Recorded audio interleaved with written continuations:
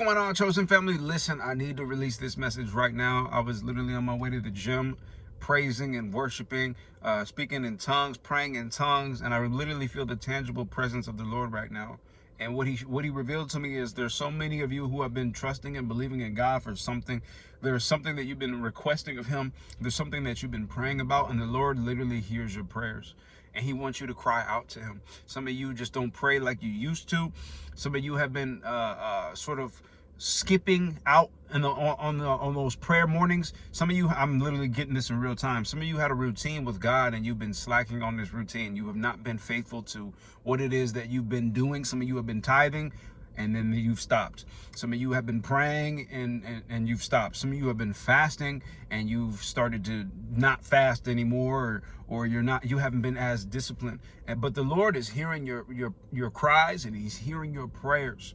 And what he's bringing to my attention right now is that faith without works is dead. Some of you guys have been faithful to the call before, and now things have been so rocky and intense that it's almost like I can see a motorcycle. I don't know. This is a crazy example. I see in the spirit right now a motorcycle. And I don't know if you've ever seen this before, like when somebody's riding on a motorcycle, sometimes it'll go back and forth. The handlebars will sway back and forth, like almost like the person's gonna wreck on the motorcycle.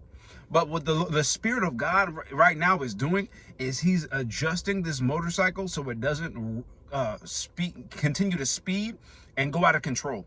And this is right now what he's showing me is this is an example of your life.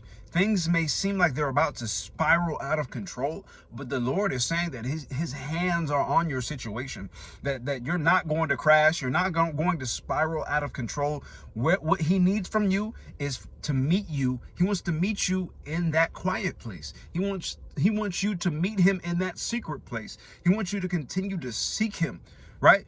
First seek the kingdom. Ooh, I feel the presence of God on this.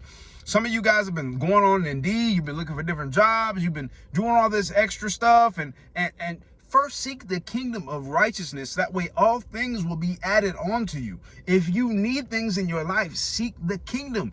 God is going to add those things that you need. He hears your prayers. I literally heard the Spirit of God say that. He hears your prayers. He hears your cries. Some of you you lay up in bed and you cry yourselves to sleep at night because you don't know how this. You literally said, God, this is going to take a miracle. Somebody has said that this is going to require a miracle. I don't know how I'm going to get through this. I don't know how I'm going to pay for this. I don't know what's going to happen in my life, but God, I need you. And what he's saying right now, the Spirit of God is saying you need to get in that secret place. You need to seek me like you used to. You need to get down on your face and cry out to me, because he wants you to seek him right now. That's what's required. And what he's reminding me of is faith without works is dead. Some of you guys have been, and this is for a different people right here. This is right. What he's telling me is a separate. This is not for that same person. This is for somebody else. Okay. Some of you guys have been believing in God. You've had faith, but he's reminding me that faith without works is dead. Meaning you can have faith in the Lord, but don't just go plop and sit down somewhere is what the Lord is saying. Don't just sit down somewhere. Faith without works, meaning you have to put yourself in a winning position. So if he's telling you to do something, God's going to give you instructions. Okay. This is like I said before, this is for a different people, different person. God is going to give you instructions on what to do. Okay. Somebody needs to go and do something, and God's going to tell you. And then as you're doing that something, as you're moving in obedience, that's when you're going to see the promises of the Lord unfold before your very eyes. But listen, I love you guys so much. I've got to get into the gym. Please stay prayed up. More importantly, be blessed.